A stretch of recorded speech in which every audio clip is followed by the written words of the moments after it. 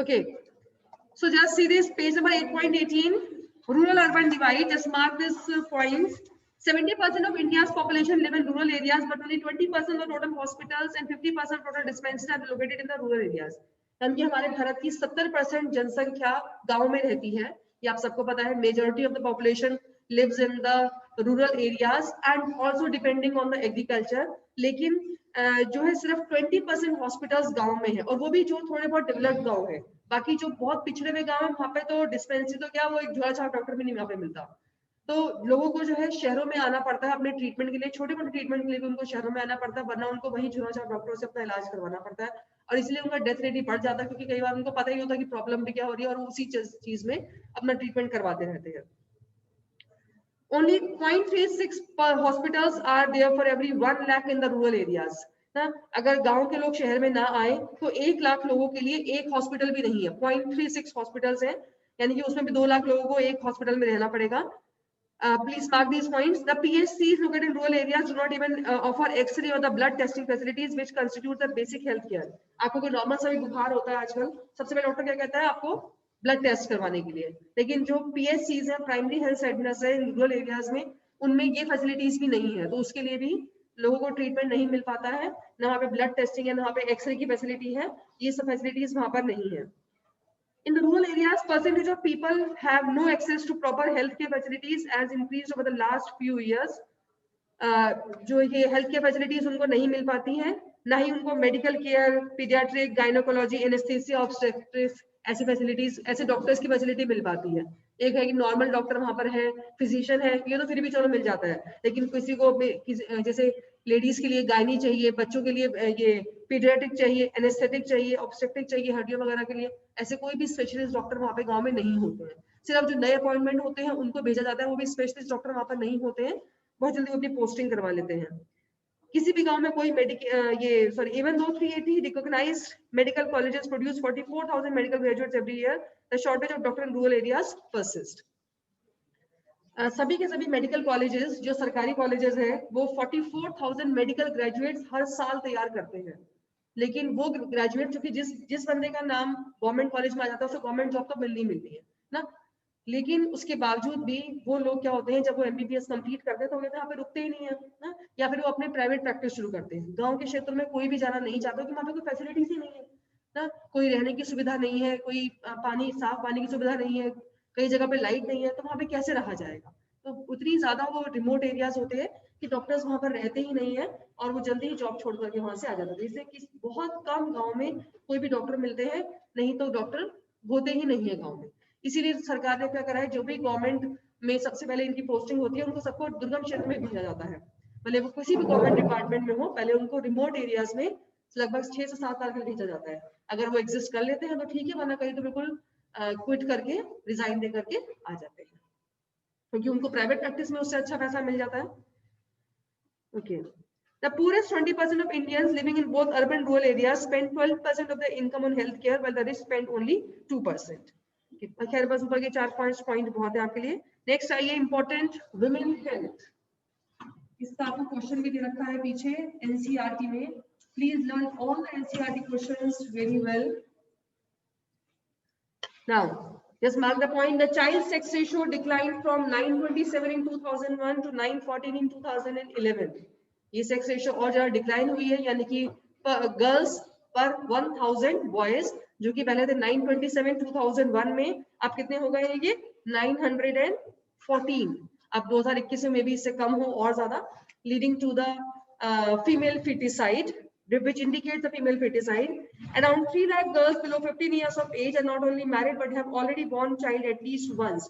15 साल की लड़कियां सिर्फ मैरिड ही नहीं है, उनका एक बच्चा भी है. 3 लाख लड़कियां भारत में ऐसी, यानी कि विमेन हेल्थ बहुत ज्यादा खराब हालत में है, खासकर गांव के क्षेत्रों में. 50 से 49 इयर्स की लेडीज जो है, लड़कियां और लेडीज, वो लगभग एनीमिया है उनको, और साथ में 19% मैटरनल डेथ हो जाती है, यानी कि जो डिलीवरी करते समय, बच्चे की डिलीवरी करते समय उनकी डेथ हो जाती है. Abortions are also a major cause of maternal morbidity and mortality in India. जो इतने हाई रेट्स के अबॉर्शंस होते हैं फीमेल फर्टिसाइड की वजह से, और वैसे भी उसकी वजह से बहुत सी लेडीज जो ये मॉर्बिडिटी और मोर्टेलिटी की शिकार होती हैं अबॉर्शंस की वजह से. ये सभी के सभी पॉइंट्स आपने याद करने हैं। विमेन हेल्थ, ये खाली गांव का नहीं है, ये शहरों का भी डेटा है, पूरा डेटा दे रखा है ये।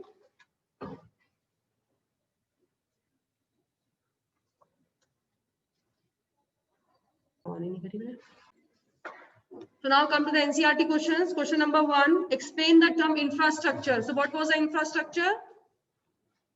What was infrastructure? All such activities, services and facilities which support the main areas of agriculture and industry is known as infrastructure. जो भी supporting services provide करी जाती हैं industries को, agriculture को, service sector को, वो सब infrastructure कहलाती हैं. Explain the term infrastructure.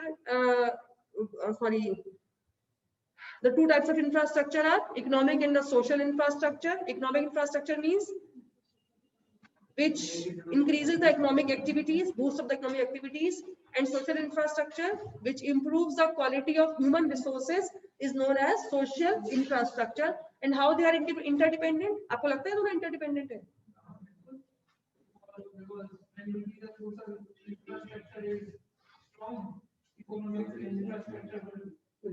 Because if a person is healthy, educated, he can contribute more to the economic development of a country. Now, next question, how do infrastructure facilities boost production? कैसे production को बढ़ाती है infrastructure facilities? इसमें आप सब production ले सकते हैं, एग्रीकल्चर भी और इंडस्ट्रीज भी. जैसे एग्रीकल्चर के लिए इरिगेशन फैसिलिटीज होंगी, ट्रैक्टर, हार्वेस्टर, कंबाइनर्स और दिस ऑयल, डीजल, ये सब फैसिलिटीज होंगी, तो प्रोडक्शन भी ज्यादा होगा ना. और सोशल इंफ्रास्ट्रक्चर के लिए, इंडस्ट्रियल के लिए क्या क्या चाहिए? Electricity generation, power, transport, communication, इससे प्रोडक्शन ज्यादा होता है इंफ्रास्ट्रक्चर फैसिलिटी से. तो जो इंफ्रास्ट्रक्चर फैसिलिटीज है ये प्रोडक्शन को बूस्ट अप करती है, बढ़ाती है. Question number 4, infrastructure contributes to economic development of a country. Do you agree? सब क्वेश्चंस आपस में इंटरकनेक्टेड है. जब इंफ्रास्ट्रक्चर मजबूत होगा, भले वो सोशल हो, भले वो इकोनॉमिक हो, तो वो हर तरीके से कंट्रीब्यूट करेगा देश की डेवलपमेंट में. ठीक, और साथ ही में ये देश की आर्थिक स्थिति को सुधारेगा, क्योंकि जब लोग स्वस्थ होंगे तो काम ज्यादा करेंगे ना. और इन सब फैसिलिटीज से प्रोडक्शन भी ज्यादा होगा. तो इंफ्रास्ट्रक्चर फैसिलिटीज है एनर्जी, कम्युनिकेशन, रोड्स, रेलवेज, जब हमारे पास ये सपोर्टिंग सर्विसेज होंगी तो देश में प्रोडक्शन भी ज्यादा होगा. और जब लोग स्वस्थ होंगे तो वो प्रोडक्शन में, देश की तरक्की में ज्यादा कंट्रीब्यूट कर सकते हैं.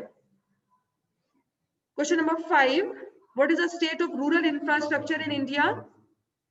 आपको मैंने पढ़ाया था पीछे कैसा इंफ्रास्ट्रक्चर है.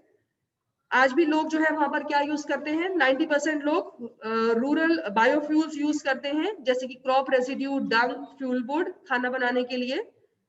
गांव के लोगों के पास में इलेक्ट्रिसिटी कनेक्शन नहीं है, सिर्फ 56% लोगों के पास में है. और टैप वाटर सिर्फ 24% रूरल हाउस होल्ड को अवेलेबल है. और सैनिटेशन फैसिलिटीज भी सिर्फ 20% लोगों को अवेलेबल है. That is according to the 2001 census, 20 years before. अब तो बहुत चीज हो जाए. Now come to question number 15. What are the main characteristics of health of the people of our country? ये वाला आपके सारे ही पॉइंट्स लिखने हैं आपने, जो कि आपको हेल्थ में मैंने बताए थे. ये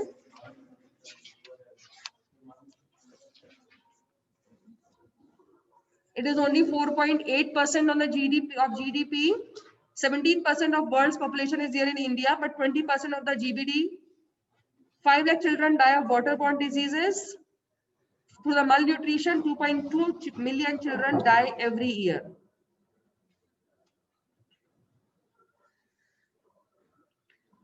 Next, what is global burden of diseases? समझाया था कल मैंने, किसी को याद है जो बच्चे आए थे? What is global burden of diseases? Dying prematurely, and how many years he or she has spent suffering due to that disease is known as global burden of diseases. Important term है, ये आ सकता है. Next, discuss the main drawbacks of our healthcare system. Just we can explain this. So these all are the main drawbacks of our healthcare system. Question number 18, how has women's health become a matter of great concern? तो यहाँ पर ये मैं समझाना कि women health में क्या क्या है. जो उसकी Nishant, I am getting the voice. Hiding the face doesn't hide the voice, huh? So how has women's health become a matter of great concern? So in this all you have to explain about the gender ratio. 3 lakh girls for 15 years are not only married but all already given birth to a child. 50% of ladies die due to the anemia, and abortions are also a major cause of maternal morbidity and mortality in India.